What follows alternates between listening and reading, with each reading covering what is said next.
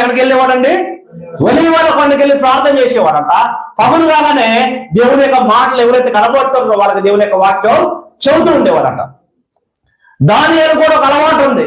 ఏమిటి అలవాటు అంటే ముమ్మారు మోకరించి ప్రార్థన చేసిన అలవాటు దానియేలుకు ఉంది. దావీదు కూడా రోజు లేచిన కాంచి పడుకునేసరికి 7 సార్లు దేవుని స్తుతించేవాడంట. 3 సార్లు మోకరించి ప్రార్థన చేసేవాడంట. దావీదుకి ఆ అలవాటు ఉంది. యోబు కూడా ఒక అలవాటు ఉంది.